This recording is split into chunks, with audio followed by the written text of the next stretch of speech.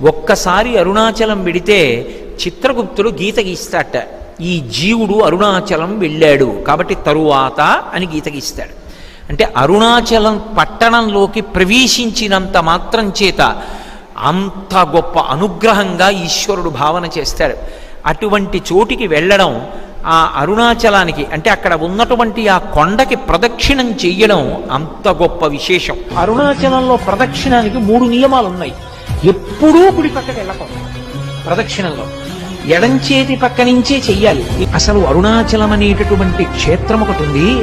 పరమశివుని యొక్క పరిపూర్ణమైన అనుగ్రహం ఉన్నది. అక్కడికి వెళ్ళాలనేటటువంటి కోరిక పుట్టడం జరగదు. ఎందుకని? అసలు కొన్ని కోట్ల జన్మలెత్తితే తప్ప అరుణాచల పర్వతం గురించి తెలుసుకోడు.